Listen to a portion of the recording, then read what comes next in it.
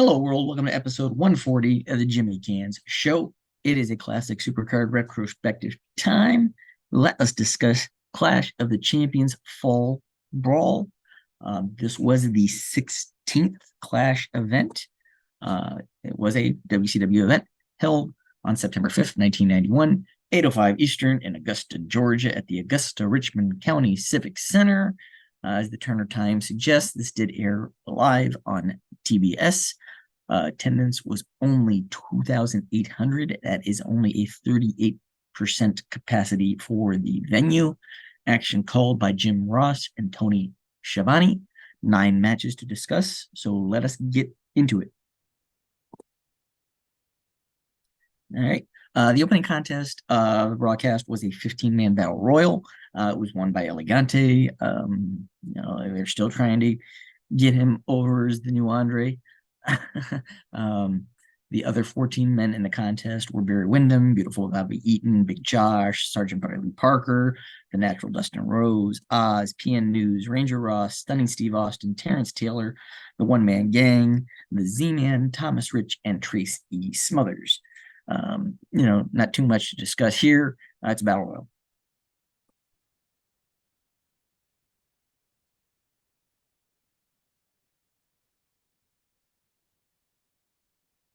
Next up was the semifinal match for the WCW Light Heavyweight title tournament.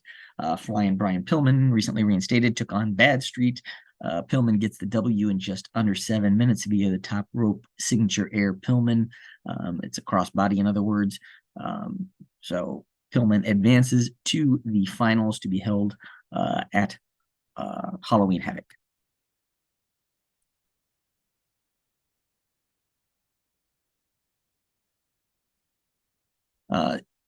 The WCW US title is on the line next as Sting defends against Johnny B. Bad with Theodore Orlong. A little over 6 minutes, Sting ends up retaining in an awkward small package after both men were distracted by a large gift box on the runway. This just looked bad. No pun intended.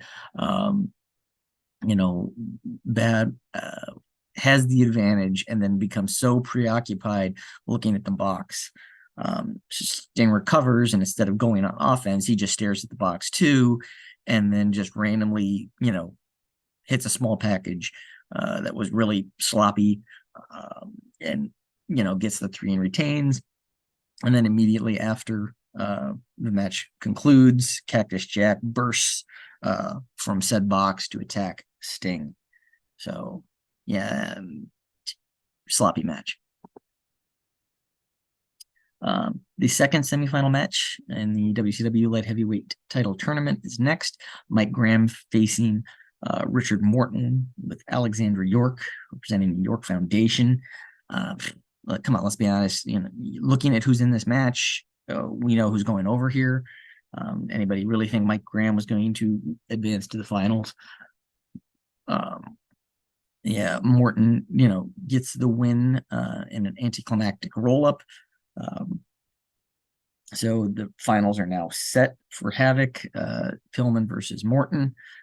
Right after this match, Bill Kazmaier attempts to set a new strongman world record. During this segment, he is attacked by Anderson and Zbyszko to, add another element to the title, tournament finals at the end of the show.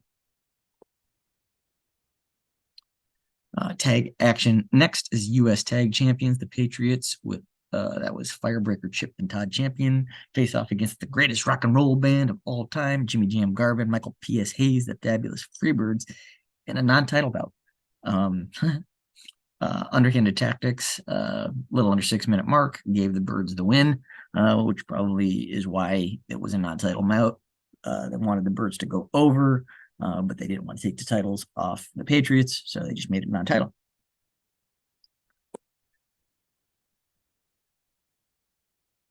Next up, Ron Simmons takes on the Diamond Stud.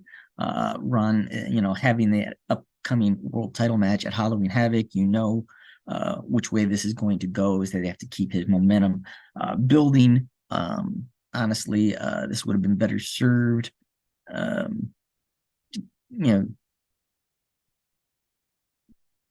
give, Jack a match on the card and just have Ron in an interview segment. But whatever. Simmons goes over just about 2.5 minutes after a big shoulder block to keep his momentum going and building toward Havoc. Terrence Taylor, Alexandra York, representing the York Foundation, took on the debuting heavy metal Van Hammer.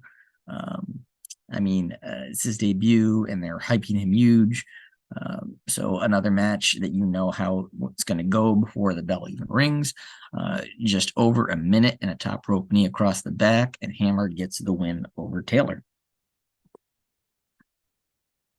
The Z-Man, former world television champion in his own right, challenging stunning Steve Austin for the title.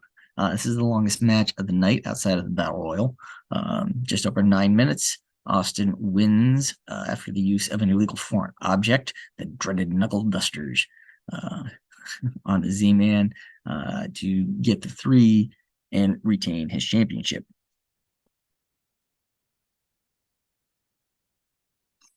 Next is the main event of the evening. It is the finals for the vacant world tag titles. Rick Steiner and Bill Kazmaier facing the Enforcers. That is the living legend Larry Zbyszko and Double A Arn Anderson. Just over 3.5 minutes. The Enforcers get the win, taking advantage of the injured Kazmaier. Kaz tags himself in, and the injuries prove too much for him to overcome. So your winners and new WCW World Tag Team Champions, the Enforcers.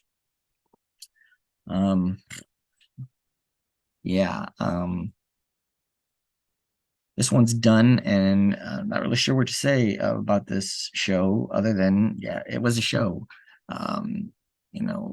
Not anything from this particular class is that memorable in a good way. If I'm being honest, I know wrestling's about the moments, but this was not good moments.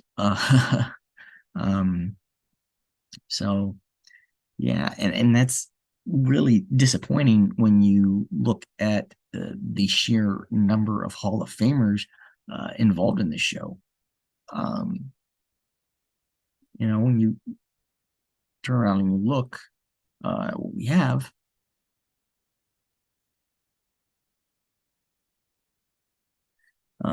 We have 14 WWE Hall of Famers. Race with Luger and the contract signing segments and stuff.